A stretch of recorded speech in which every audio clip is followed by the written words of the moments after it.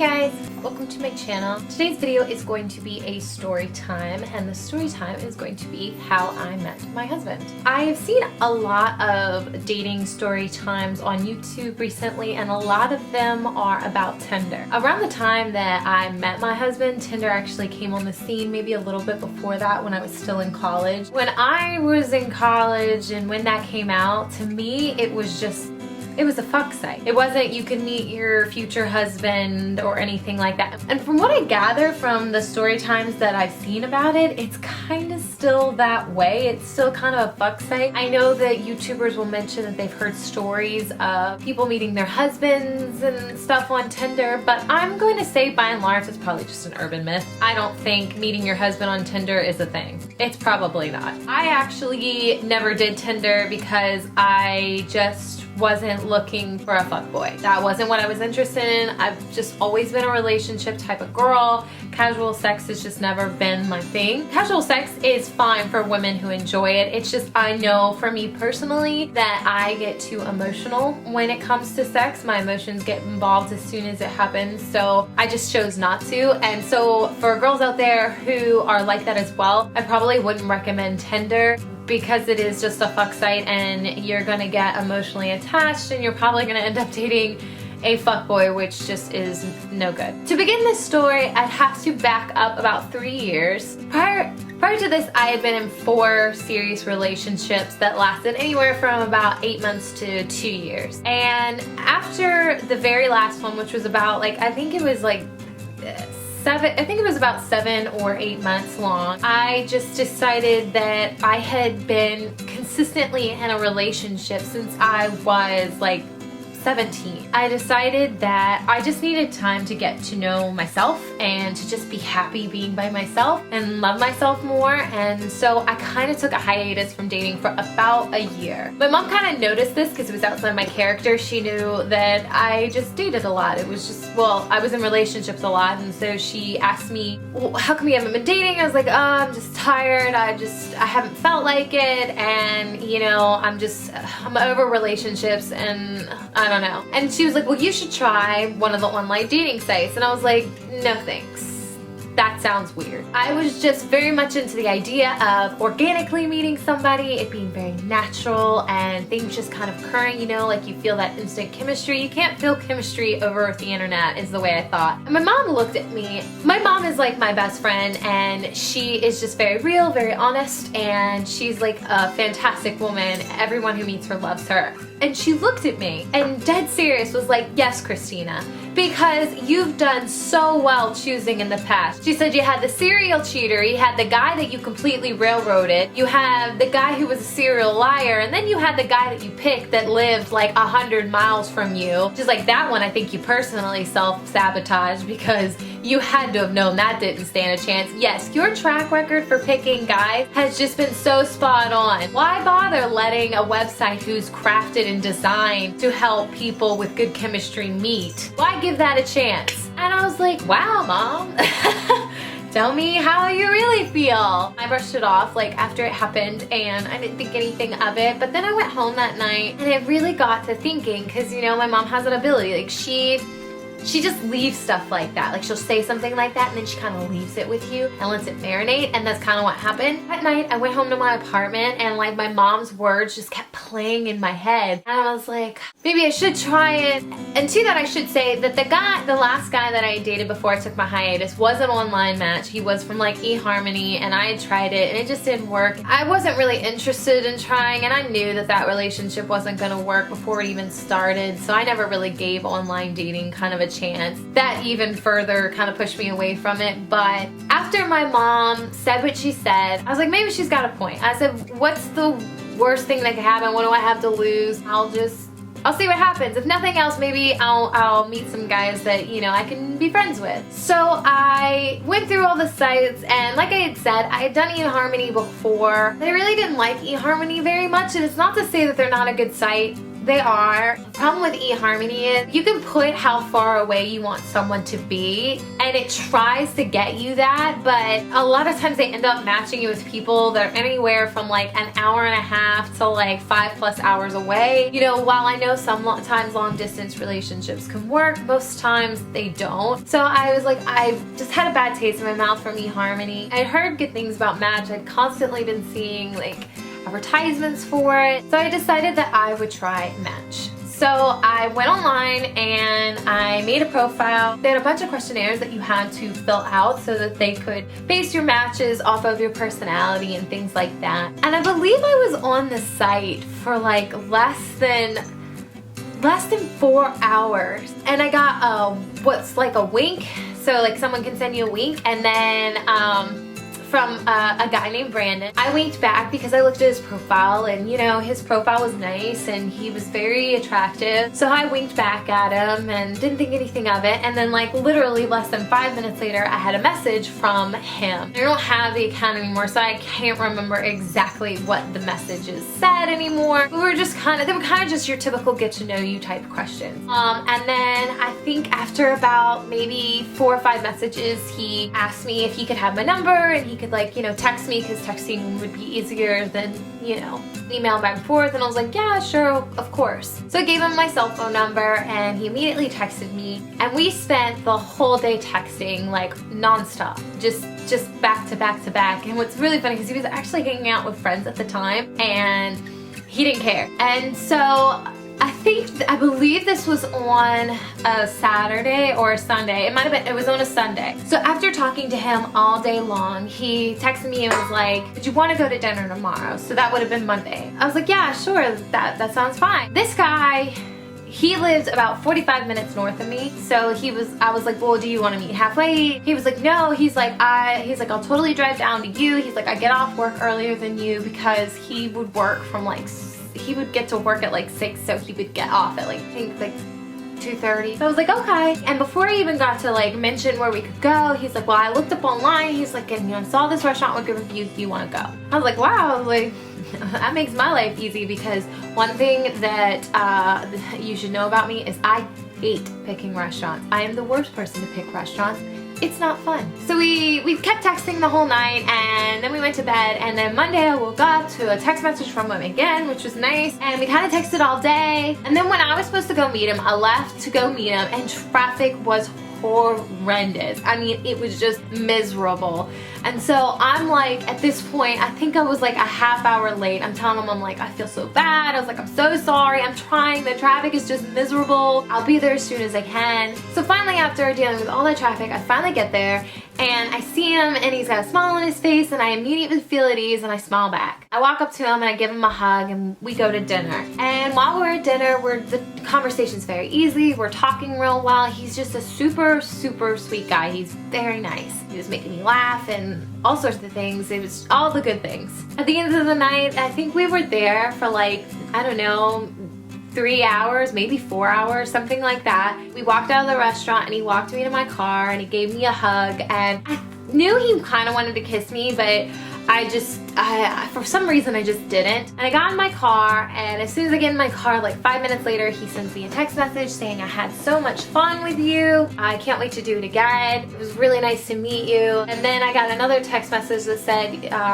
you know, it was just, I don't remember exactly what it said, but it was talking about just how my smile really melted him, kind of deal. So I went home, and he texted me again and tell me goodnight. And then the next day he texted me all day. He kind of kept going, and he asked me to hang out that weekend. And he was just so nice and so attentive, and like he just seemed like he was all about me. Like just completely 100%. He was ready to dive in. And this freaked me the fuck out. I didn't like it. I didn't know how to respond. I thought he was maybe too nice, because I can be a bitch. So I just didn't know how to do it. So I kind of had tentative plans with a sister of mine from a sorority that I was in college, that I was gonna go up north. So I just kind of was like, no, I was like, I'm gonna do this. I'm gonna go and see my sister up north. I was like, we already kind of planned. And he's like, okay, well, maybe we can hang out again you know, sometime next week or something like that. And so I was like, yeah, sure. And so we just kind of kept talking. I mean, everything was fine. I was, you know, the chemistry was good. We had lots in common. We were talking really well, but I'm just like, I'm sitting here in the back of my mind thinking, this guy is just too nice. He's too nice. There's got to be something wrong. A shoe has to drop somewhere. He can't be this nice. The last nice guy I dated, I was terrible to. I completely railroaded him. It was not pretty. I ended up getting sick with the flu. When I got back from the weekend when I went to go see my sister, I was sick all that week. So I was like, no, I'm really just not up for hanging out. I'm not up for seeing you. I just feel like crap. And so we weren't able to hang out that whole week because I was just sick. And we weren't able to hang out that weekend because I was still like, I had started to feel better, but I was still pretty run down. And like I said, I was just so hesitant to date him, and I don't know why. There was nothing wrong. He was perfect, and I just thought he was just too good to be true, and he was too nice. Even though I probably could have, I was still tired, and I used that as an excuse. So this type of behavior happened for about a month. To give you an idea of just how much I ran away from this, once I had started feeling better, he wanted to come down and see me, and he was gonna bring me chicken soup. And I kind of was like, yeah, maybe. And he just kind of went with it. He went to the store. He got everything to make chicken soup from scratch. He got the recipe from his neighbor. He made it all. And at the last second, I was like, I know you made it. I feel terrible, but I just don't feel good enough. The truth was, I probably did. I probably could have seen him, but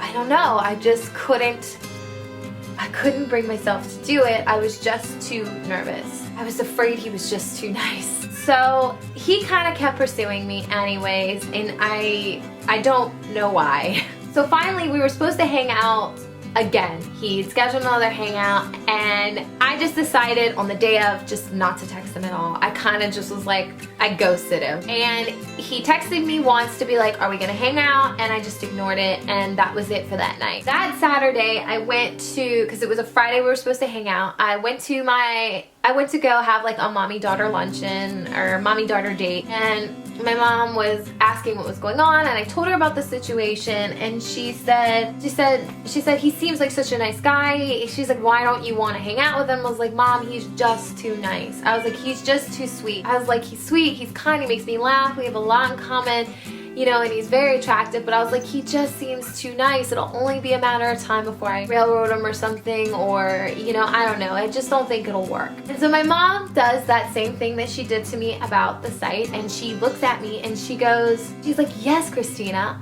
a sweet, nice, charming guy who treats you well. Why would you bother giving him a second chance? That makes the most amount of sense, because dating assholes has seemed to work out for you so well.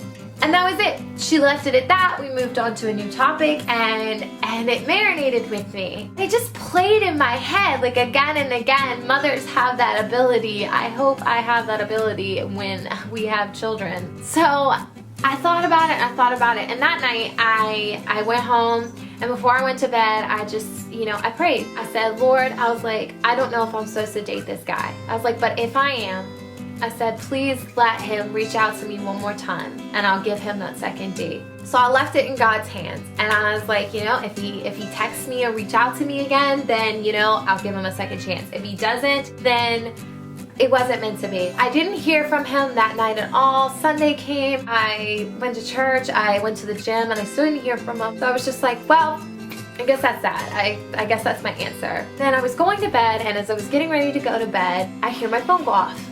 And it's a text message from him. He was like, look, I'm sorry if I pressured you to hang out. I just think that there's something here. He's like, but, you know, I didn't mean to make you feel any type of way, and, you know, I'm sorry if I pressured you. That wasn't my intent. If you don't want to respond to this, that's fine. He said, I just wanted to take this opportunity to just tell you I'm sorry. And I realized how much of a bitch I had been. You know, this guy who made me chicken soup from scratch, this guy who I've blown off like 60 million times is reaching out to me, and he's apologizing because he felt like he was pressuring me. So I texted him back and I said, look, you have nothing to apologize for. I was like, it's fine. I just I did feel like I was being pressured a little bit. It kind of made me nervous, and we just kind of started texting after that. And then he asked me if he could call me, and he called me and we talked about things. I don't remember exactly what was said in the conversation, but it was just kind of like him apologizing for pressuring me and me for apologizing for kind of being a bitch. By the end of the conversation, he asked me on a date, and I finally said okay. So we made plans for me to come up and see him that weekend on Saturday. We were gonna hang out. He had just bought a new motorcycle, and we were gonna go for a ride and then just kind of play it by ear. So the day comes, and I am just so nervous. I don't know why I was nervous. I really don't. I was like, okay, I'm just putting this in your hands, God, and I'm putting it in your hands, Mama, because maybe you two know something I don't. I get up there and I see him, and you know, it's still warm. It's that fuzzy feeling, and he's still sweet. I will say, whenever I was in his presence, the first date and when I saw him again, I just kind of felt at ease, you know? Like, I felt safe. I don't know how to describe it other than that. Just safe.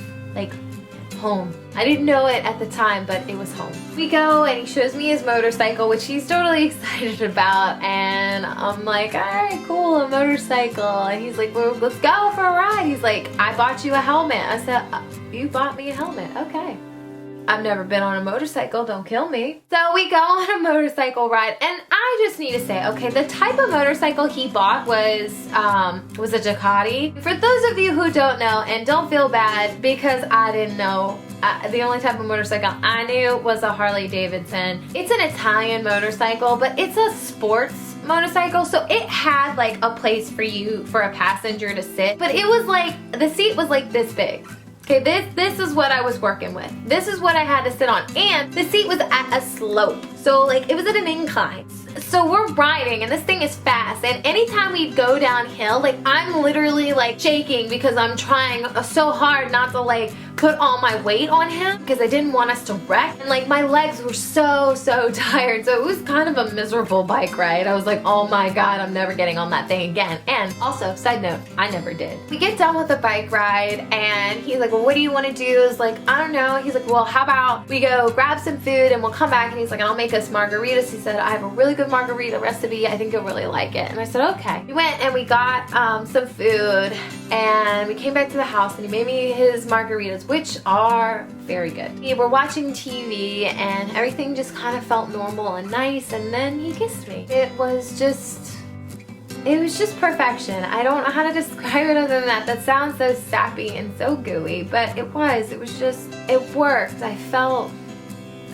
all the feels, okay? I felt all the feels when he kissed me. Nothing else happened. You know, I stopped drinking. I was like, I gotta drive home. He's like, you can stay here. And I was like, no. I was like, I really should go home. And he was like, I'm not gonna try anything. I was like, I know. It's just, he's like, I'll sleep on the couch. You can take the bed. And he's like, I don't mind. He's like, hey, you know, you can stay here. He's like, I would like for you to stay here.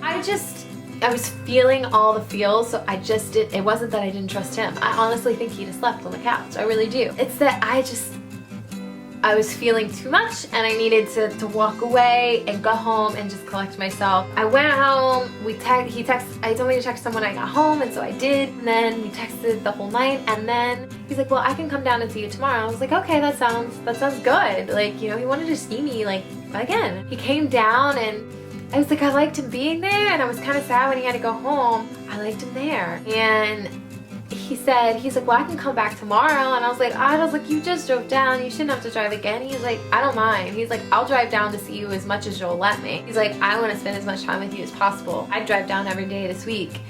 And I was like, are you serious? And he's like, yeah. He's like, you can come up, and he's like, you can drive up and see me on the weekends. And he's like, I'll drive to see you during the week. And I was like, okay. So really, after our second date, like, that was just kind of it. We were together from that point forward, and everything just kind of worked. I slowly kind of let my fears go. It just was home.